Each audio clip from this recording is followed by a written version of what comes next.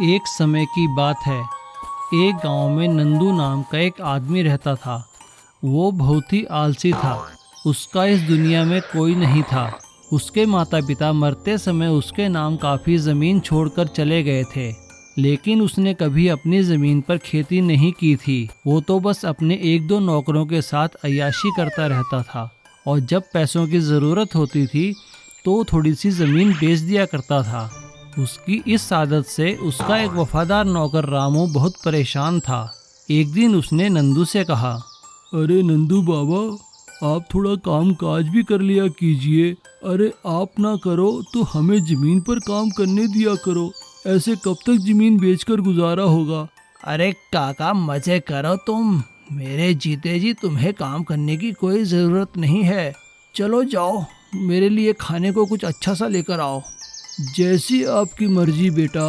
नंदू की एक खासियत थी, वो दिल का बहुत ही अच्छा था। एक दिन जब वो अपने घर के अंदर आराम कर रहा था, तभी उसे बाहर कुछ आवाज़ सुनाई दी। बाहर एक भिखारी खाने के लिए कुछ मांग रहा था, लेकिन रामू काका उसे भगा रहे थे। अरे जाओ यहाँ से, यहाँ कुछ नहीं मिलेगा। लेकिन तभी नंदू ने आवाज़ सुनकर रामू काका को ये कहा, अरे काका कौन है, बुला लो इसे, खिला दो रोटी। ठीक है बेटा, जैसी तुम्हारी मर्जी। और रामू काका उस भिखारी को अंदर बुला लेता है और नंदू बड़े प्यार से उसे रोटी खिलाता है। रोटी खाने के बाद वो भिखारी नंदू का धन्यवाद करके वहाँ से चला जाता है। और नंदू जैसे ही उसे दरवाजे पर छोड़कर आता है, वो देखता है कि वो भिखारी जहाँ बैठा हुआ था वहाँ पे एक बहुत बड़ा गोल्डन कलर का टमाटर पड़ा था। ये देखकर नंदू फटाफट दरवाजे के बाहर जाता है, लेकिन उससे वो भिखारी कहीं नजर नहीं आता। नंदू उस गोल्डन टमाटर को भगवान की मर्जी समझकर अपने पास रख लेता है और फिर से अपनी ज़मीन बेचकर अपना गुजारा करने लगता है। धीरे धीरे करके उसकी सारी ज़मीन बिक जाती है। अब उसके पास बेचने के लिए कुछ भी नहीं था, लेकिन तभी अचानक उसकी नज़र उस टमाटर पर पड़ती है और वो उसे लेकर सुनार के पास जाता है। वो जैसे ही टमाटर बेचने के लिए सुनार के पास जाता है, तभी अचानक उससे 2-3 लड़के वहाँ आ जाते हैं और उससे काम मांगने लगते हैं। नंदू उनसे कहता है, अरे मैं तुम्हें कैसे काम दे सकता हूँ, मैं तो खुद बेच बेच कर गुजारा कर रहा हूँ। तभी उनमें से एक लड़का उससे कहता है, अरे भाई साहब, ऐसी बात है तो आ जाओ ना, हमारे साथ भीख मांगने चलो। नंदू को उसकी ये बात बहुत चुभ जाती है और वो गोल्डन टमाटर सुनार को बेचता है, जिससे उसे काफ़ी सारे पैसे मिलते हैं। और वो गांव में जाकर काफ़ी सारी ज़मीन खरीद लेता है और उन लड़कों को वहाँ पे काम पर लगा देता है। अब उसका नौकर रामू काका भी बहुत खुश होता है और सभी लोग बड़ी मेहनत से उसकी ज़मीन पर काम करते हैं और ढेर सारे टमाटर उगाते हैं, जिन्हें बेचकर नंदू की काफ़ी अच्छी कमाई होती है और वो इससे और ज़मीन खरीदता है और खेती करता है। अब उसके पास ढेर सारी ज़मीन हो जाती है और खेती के लिए नौकर भी। इस तरह एक भिखारी द्वारा दिए गए गोल्डन टमाटर से नंदू की किस्मत बदल जाती है और वो फिर से खुशहाली भरा जीवन जीने लगता है। ज़मीन बेचकर नहीं, बल्कि ज़मीन पर फसल उगाकर, और वो भी टमाटर की। छोटा चूजा। एक दिन मुर्गी अपने 3 छोटे छोटे चूजे लेकर दाना चुग रही थी। तभी उसने देखा एक चूजा बड़े से गड्ढे में जा गिरा।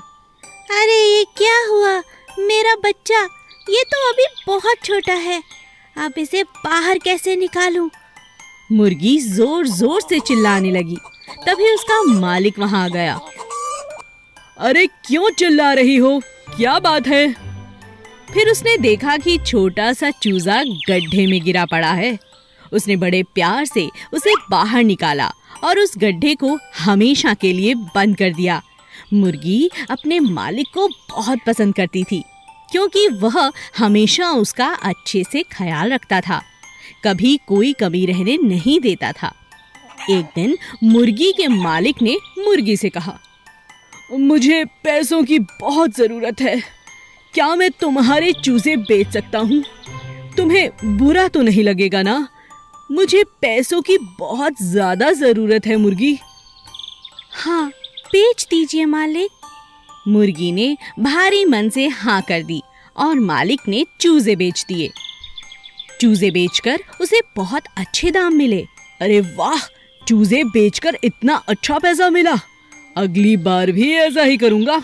अगली बार जब मुर्गी को बच्चे हुए तब फिर से मालिक ने कहा, मुझे पैसों की बहुत जरूरत है, क्या मैं तुम्हारे चूजे बेच दूं? मुर्गी समझ चुकी थी कि अब मालिक लालची होता जा रहा है। उसने मालिक से कहा, आप इतनी जल्दी क्यों कर रहे हैं? कुछ दिन में मेरे बच्चे बड़े हो जाएंगे और फिर उनके भी बच्चे होंगे। इस तरह आपका खुद का अंडों का व्यापार हो सकता है। आप जल्दबाजी में थोड़े लालच में पड़कर गलती कर रहे हो मालिक। अब मालिक को उसकी यह बात अच्छे से समझ आ चुकी थी। मुझे माफ कर दो, तुम ठीक कहती हो, कुछ पैसों के लिए मैं कितना स्वार्थी हो गया था। आज के बाद तुम्हें नहीं बेचूंगा। इस तरह मुर्गी ने अपनी और अपने बच्चों की जान बचा ली।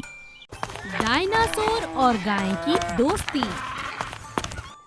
एक दिन श्यामा नाम की एक गैया बड़ी मस्ती में झूमती हुई गाना गाती हुई इधर उधर जंगल में घूम रही थी।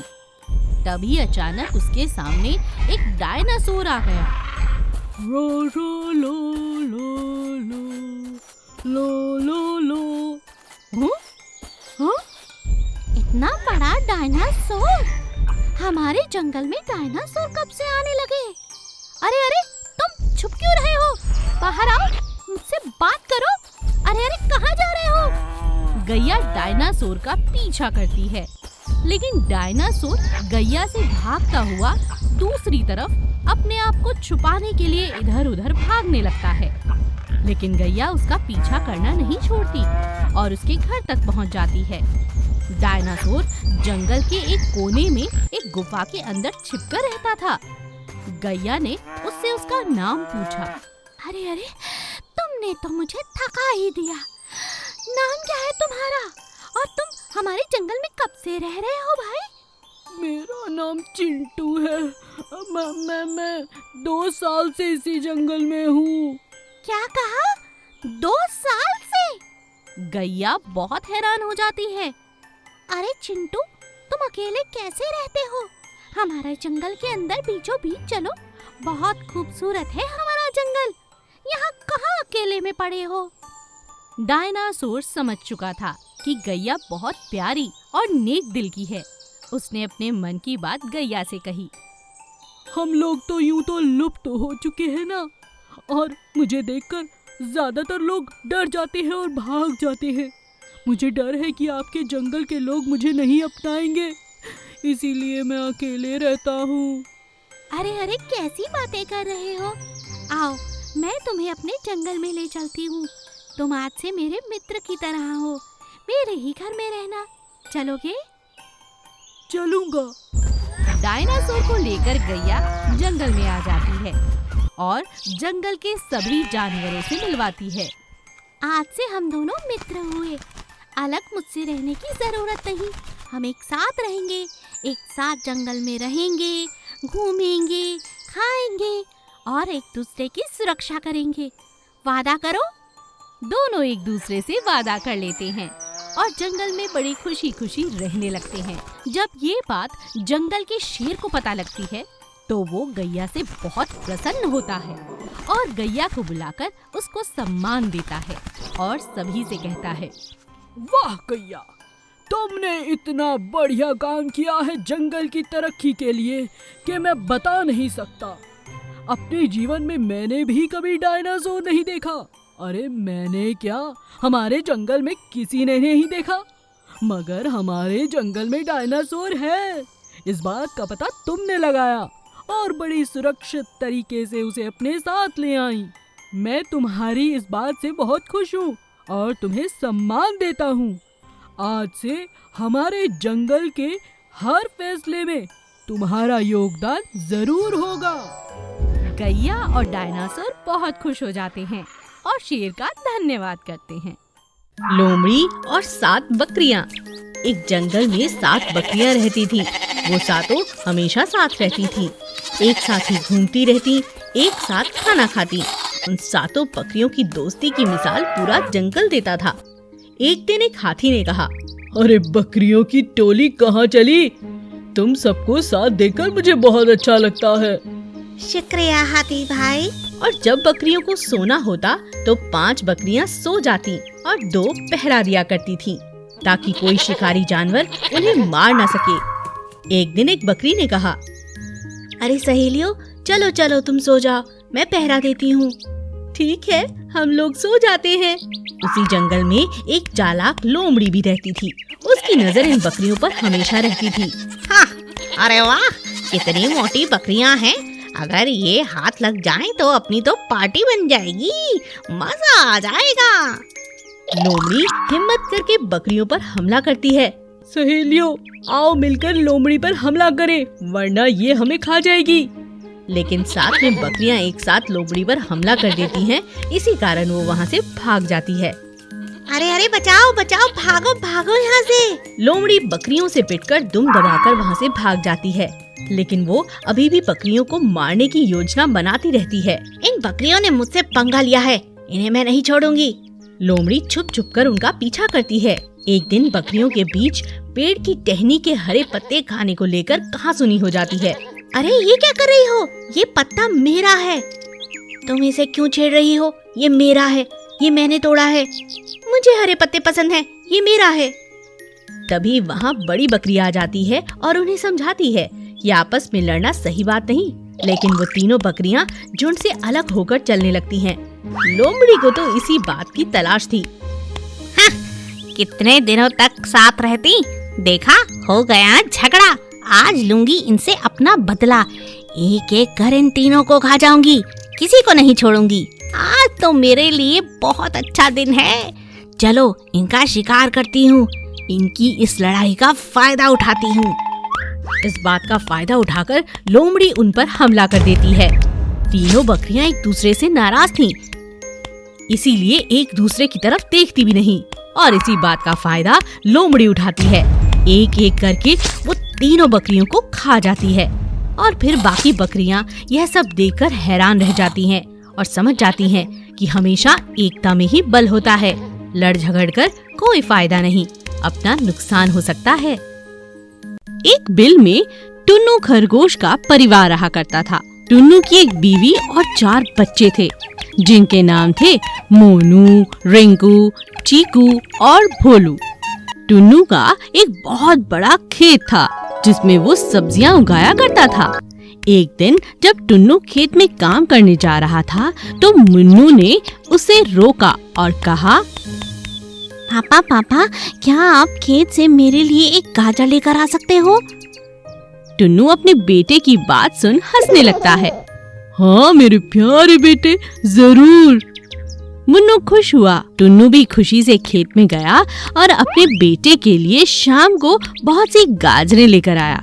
मुन्नू को खुश देखकर उसके भाई रिंकू और चीकू भी अगले दिन अपने पापा के पास गए और कहने लगे, पापा पापा, क्या घर आते वक्त हमारे लिए 4 मूली लेकर आ सकते हो? क्यों नहीं बेटा, मैं जरूर ले आऊंगा। टुन्नू खेत में गया और खेत से आते वक्त बहुत सारी मूलियां लेकर आया। बच्चे मूलियां खाते हैं और बहुत खुश हो जाते हैं। बेचारा भोलू अपने पापा से कुछ मांगने की हिम्मत ही नहीं कर पाता, क्योंकि वो अपने पापा से बहुत डरता था। जैसा उसका नाम था, ऐसा ही उसका व्यवहार भी था। वो मन से बहुत भोला था, इसीलिए भोलेपन में अपने मन की बात कभी नहीं कर पाता था। मुझे टमाटर खाने का बहुत मन कर रहा है। मेरे सभी भाइयों ने पापा से कुछ न कुछ मंगवाया, लेकिन अगर मैं कुछ मंगवाता हूँ तो मुझे डांट पड़ सकती है। मुझे डांट पसंद नहीं, कहीं पिताजी नाराज हुए तो? टुन्नू ने भोलू को ये कहते हुए सुन लिया। अगले दिन खेत से बहुत सारी सब्जियां, बहुत सारे फल और बहुत सारे टमाटर खास तौर पर भोलू के लिए लेकर आया। ये लो बेटा, मैं तुम्हारे लिए टमाटर, इतने सारे फल, इतनी सारी सब्जियां बस तुम्हारे लिए लाया हूँ। खाओ, अपने भाई बहनों को भी खिलाओ। यह देखकर भोलू बहुत खुश हुआ। आपको मेरे मन की बात कैसे पता चली? मैं तुम्हारा पापा हूँ। भोलू ने भी अपने पापा को गले लगा लिया और मजे से टमाटर और सब्जियां खाने लगा। एक घने जंगल में एक पेड़ पर कालू कौवा अपना घोंसला बनाकर रहता था। उसी पेड़ के नीचे एक सांप का बिल था।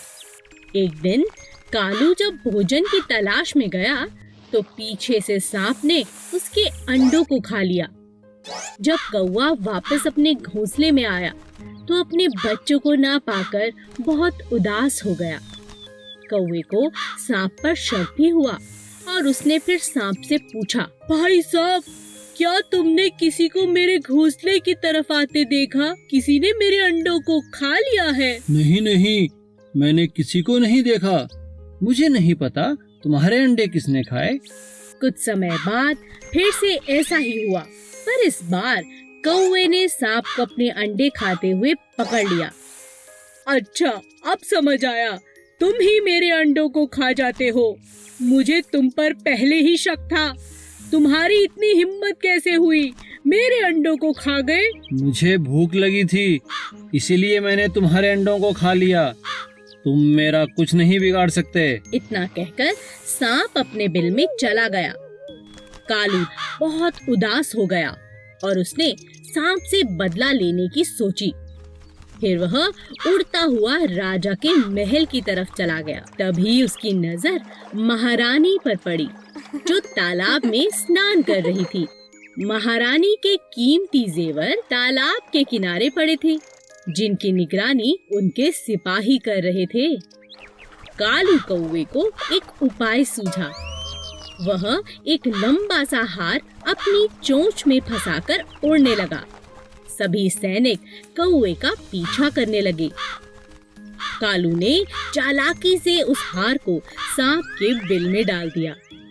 जब सैनिकों ने बिल में डंडा मारा, तब बाहर निकला सांप, जिसके गले में महारानी का हार था। सैनिकों ने पीट पीट कर सांप को जान से मार दिया और हार ले लिया।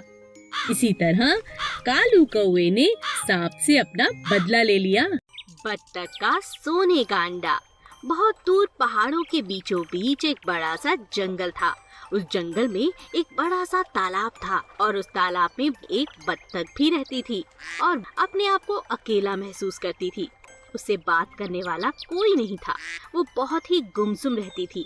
एक दिन एक मछली बत्तख के पास आई और कहने लगी, बत्तख, तुम इतनी प्यारी हो, लेकिन तुम चुपचाप क्यों रहती हो?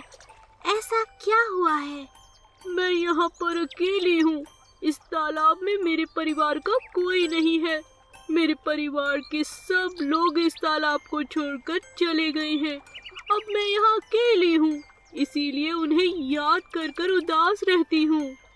पर सब तुम्हें अकेला छोड़ के क्यों चले गए? मुझसे एक बड़ी गलती हुई थी, इसीलिए सब 1 साल के लिए मुझे छोड़ के चले गए हैं। मुझे बताओ, ऐसा क्या हुआ? मेरे परिवार में सबके अंडे सोने के होते हैं। हमारे परिवार को वरदान है कि जब तक हम अच्छे काम करेंगे और अच्छे काम करने में दूसरों की मदद करेंगे, तब तक हमारे अंडे सोने के ही रहेंगे। क्या तुम्हारे अंडे भी सोने के होते हैं? अब नहीं होते, पहले मेरे अंडे भी सोने के थे। अच्छा, फिर क्या हुआ? एक बार मेरी दोस्ती एक सांप से हो गई। उसने मुझे एक दिन चोरी करने के लिए प्रेरित किया और मैं उसकी बातों में आ गई। उसी दिन से मेरे अंडे सोने के नहीं रहे। मेरा परिवार इसी वजह से मुझसे दूर चला गया, क्योंकि मैंने चोरी की थी। तो मेरे साथ रानी मछली के पास चलो। पर क्यों? बताती हूँ, तुम चलो तो। ठीक है। वो दोनों रानी मछली के पास जाती हैं। रानी मछली बत्तख को रोज एक अच्छा काम करने की सलाह देती है। कुछ ही दिनों तक ऐसा करने पर बत्तख के अंडे फिर से सोने के हो जाते हैं। देखो बहन, मेरे अंडे फिर से सोने के हो गए। अब जल्द ही मैं अपने परिवार को मिल पाऊंगी। हाँ, और तुम्हारा परिवार अब जल्द वापस आ जाएगा। अरे वो देखो, वो सब आ रहे हैं। धन्यवाद मछली बहन। एक दिन बहुत तेज जंगल में तूफान आता है। हर जगह बारिश, तूफान के कारण पेड़ इधर उधर टूटने लगे। तूफान के साथ जोरदार भूकंप आया। जमीन जोर जोर से भीतर फटी कि उसके अंदर बहुत बड़ी दरार आ गई। अचानक सभी जानवरों की नजर उस पर गई। उन्होंने देखा कि दरार के बीच में से एक बड़ा सा डायनासोर बाहर निकल रहा है। ये सब देखकर सब लोग चौंक गए और राजा शेर से पूछने लगे, महाराज, ये इतना बड़ा जानवर क्या है? हाँ महाराज, बताइए बताइए, ये कौन सा जानवर है? हे भगवान, ये क्या हो गया? एक तो मौसम इतना खराब है, ऊपर से ये कौन शक्तिशाली राक्षस हमारे जंगल में आ रहा है? कहीं ये हमें खा तो नहीं जाएगा महाराज? बंदर और तोते ने जब ये सवाल राजा शेर से पूछा तो राजा शेर ने उन्हें शांत करते हुए कहा, शांत हो जाओ, शांत हो जाओ। अनहोनी जैसी कोई बात नहीं है। इस जंगल में हमारे पूर्वज सैकड़ों सालों से रहते आए हैं। इनका नाम डायनासोर है। ये भी हमारे पूर्वज हैं। इनके आते ही आप सभी झुककर इन्हें प्रणाम करें। बहुत जल्द मौसम थमने वाला है, सब कुछ ठीक हो जाएगा, फिर हम इनसे बातचीत करेंगे। डायनासोर जैसे ही निकलकर सभी जानवरों के सामने आता है, राजा की अनुमति के हिसाब से सभी के सभी जानवर उन्हें झुककर प्रणाम करते हैं। डायनासोर भी अपनी गर्दन हिलाकर उन्हें आशीर्वाद देता है और कहता है, बहुत बहुत शुक्रिया। सैकड़ों सालों के बाद आज मुझे फिर से आप सभी के बीच आने का मौका मिला है। मैं उस परमात्मा का बहुत बहुत धन्यवाद देता हूँ जिसने एक बार फिर धरती पर मुझे बुलाया है। आप में से कईयों को तो अजीब ही लग रहा होगा, क्योंकि मुझे 100-200 सालों से पहले किसी ने नहीं देखा, क्योंकि कई सालों से तो हम यहाँ पर धरती पर मौजूद भी नहीं थे। मुझे आप सबके बीच आने का ये अवसर मिला है। मैं बहुत खुश हूँ। मौसम अब बहुत बेहतर हो गया है। चलो आओ, जश्न मनाते हैं। जो आज्ञा गुरुदेव। राजा शेर भी अपना सर झुकाता है और डायनासोर की बात पर हामी भरता है और एक बहुत बड़े जश्न का आयोजन करता है। उन्हें तरह तरह के लजीज पकवान खिलाए जाते हैं। सभी जानवर बहुत खुश थे। मौसम भी बहुत अच्छा और साफ हो चुका था। सारा जंगल एकदम खुशहाल था, मुस्कुरा रहा था, नाच रहा था, गा रहा था। तभी डायनासोर ने सबसे कहा, बहुत जल्द मैं यहाँ से चला जाऊंगा, मगर ये पल मैं जीवन में कभी भूल नहीं सकता। मैं खुश हूँ कि जंगल की गरिमा आज भी बनी हुई है। आज भी जंगल में वही रीति रिवाज चले आ रहे हैं जो हमने शुरू किए थे। आप सब इसका मान रखते हैं और जंगल के नियमों को इसी तरह बनाए रखें, ऐसी मेरी आप सभी से बहुत ज्यादा उम्मीद है। डायनासोर की बात पर सभी हामी भरते हैं और जोरदार तालियों से एक बार फिर उनका अभिनंदन करते हैं। 2 सर वाला शेर। जंगल में आए दिन शिकारियों का आना एक बहुत आम बात हो चुकी थी, मगर इस बात से शेरनी बहुत ज्यादा चिंता में थी। उसे अपने शेर की बहुत फिक्र लगी रहती थी। वो नहीं चाहती थी कि राजा शेर की तरह उसका भी कोई शिकार करे और उसे शहर ले जाए। एक दिन माँ शेरनी ने अपने छोटे बेटे को समझाया, देखो बेटा, तुम एक शेर की औलाद हो। तुम्हें इस बात को समझना चाहिए। ये जंगल कल को तुम्हारे ऊपर एक जिम्मेदारी की तरह होगा। तुम्हारे पिता तो बिना बताए ना जाने क्यों गायब हो गए। मुझे पूरा यकीन है ये किसी शिकारी का ही काम है। अब मैं तुम्हारे बिना जीवन कैसे काटूंगी? अगर तुम भी इसी तरह रोज सुबह जाकर शाम तक खेल कर आओगे तो मुझे चिंता कितनी लगी रहेगी, सोचा है?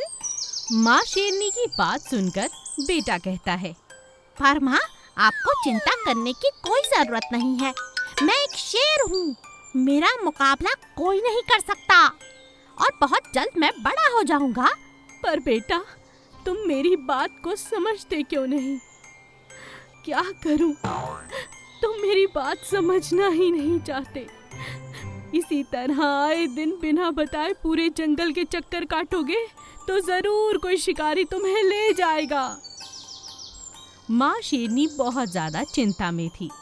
एक दिन उसने अपने बेटे के लिए एक नकली शेर का मुखौटा बनाया। शेर के बच्चे ने जब वो मुखौटा देखा तो अपनी माँ से पूछा, माँ ये क्या है? तुम मेरी बात तो मानते नहीं, इसीलिए सोचा एक तरकीब निकालूं। अब इस सर को बांध लो। हर कोई तुम्हें देखकर सोचेगा कि तुम्हारे 2 सर हैं और तुम्हारी 4 आंखें हैं। अगर तुमने किसी को देख लिया तो चाहे वो शिकारी हो या कोई और, तुम उसे जिंदा छोड़ने वाली नहीं। और बस इसी बात से डर कर कोई शिकारी तुम्हारे पास नहीं आएगा। अरे वाह माँ, तुमने तो उपाय निकाल लिया। अब मैं खेलने जा सकता हूँ? हाँ, क्यों नहीं। समझदार और सुलझी हुई शेरनी ने एक बहुत ही अच्छा उपाय निकाला, जिससे वो भी बेफिक्र हो चुकी थी और उसका बेटा भी अब बहुत खुश था। अब पूरे जंगल में दूर दूर तक ये बात फैल चुकी थी कि 2 सर वाला एक शेर है और वहाँ जाना खतरे से खाली नहीं है। तो बस शिकारी क्या, वहाँ पर कोई और दूसरा शेर भी आने से डरने लगा। और इसी तरह सभी जंगलवासी एक बार फिर खुशी खुशी बिना चिंता के जीवन जीने लगे। एक दिन बहुत तेज जंगल में तूफान आता है। हर जगह बारिश, तूफान के कारण पेड़ इधर उधर टूटने लगे। तूफान के साथ जोरदार भूकंप आया। जमीन जोर जोर से भीतर फटी या उसके अंदर बहुत बड़ी दरार आ गई। अचानक सभी जानवरों की नजर उस पर गई। उन्होंने देखा कि दरार के बीच में से एक बड़ा सा डायनासोर बाहर निकल रहा है। इन सब देखकर सब लोग चौंक गए और राजा शेर से पूछने लगे, महाराज, ये इतना बड़ा जानवर क्या है? हाँ महाराज, बताइए बताइए, ये कौन सा जानवर है? हे भगवान, ये क्या हो गया? एक तो मौसम इतना खराब है, ऊपर से ये कौन शक्तिशाली राक्षस हमारे जंगल में आ रहा है? कहीं ये हमें खा तो नहीं जाएगा महाराज? बंदर और तोते ने जब ये सवाल राजा शेर से पूछा तो राजा शेर ने उन्हें शांत करते हुए कहा, शांत हो जाओ, शांत हो जाओ। अनहोनी जैसी कोई बात नहीं है। इस जंगल में हमारे पूर्वज सैकड़ों सालों से रहते आए हैं। इनका नाम डायनासोर है। ये भी हमारे पूर्वज हैं। इनके आते ही आप सभी झुककर इन्हें प्रणाम करें। बहुत जल्द मौसम थमने वाला है, सब कुछ ठीक हो जाएगा, फिर हम इनसे बातचीत करेंगे। डायनासोर जैसे ही निकलकर सभी जानवरों के सामने आता है, राजा की अनुमति के हिसाब से सभी के सभी जानवर उन्हें झुककर प्रणाम करते हैं। डायनासोर भी अपनी गर्दन हिलाकर उन्हें आशीर्वाद देता है और कहता है, बहुत बहुत शुक्रिया। सैकड़ों सालों के बाद आज मुझे फिर से आप सभी के बीच आने का मौका मिला है। मैं उस परमात्मा का बहुत बहुत धन्यवाद देता हूँ, जिसने एक बार फिर धरती पर मुझे बुलाया है। आप में से कईयों को तो अजीब ही लग रहा होगा, क्योंकि मुझे 100-200 सालों से पहले किसी ने नहीं देखा, क्योंकि कई सालों से तो हम यहाँ पर धरती पर मौजूद भी नहीं थे। मुझे आप सबके बीच आने का ये अवसर मिला है। मैं बहुत खुश हूँ। मौसम अब बहुत बेहतर हो गया है। चलो आओ, जश्न मनाते हैं। जो आज्ञा गुरुदेव। राजा शेर भी अपना सर झुकाता है और डायनासोर की बात पर हामी भरता है और एक बहुत बड़े जश्न का आयोजन करता है। उन्हें तरह तरह के लजीज पकवान खिलाए जाते हैं। सभी जानवर बहुत खुश थे। मौसम भी बहुत अच्छा और साफ हो चुका था। सारा जंगल एकदम खुशहाल था, मुस्कुरा रहा था, नाच रहा था, गा रहा था। तभी डायनासोर ने सबसे कहा, बहुत जल्द मैं यहाँ से चला जाऊंगा, मगर ये पल मैं जीवन में कभी भूल नहीं सकता। मैं खुश हूँ कि जंगल की गरिमा आज भी बनी हुई है। आज भी जंगल में वही रीति रिवाज चले आ रहे हैं जो हमने शुरू किए थे। आप सब इसका मान रखते हैं और जंगल के नियमों को इसी तरह बनाए रखें, ऐसी मेरी आप सभी से बहुत ज्यादा उम्मीद है। डायनासोर की बात पर सभी हामी भरते हैं और जोरदार तालियों से एक बार फिर उनका अभिनंदन करते हैं।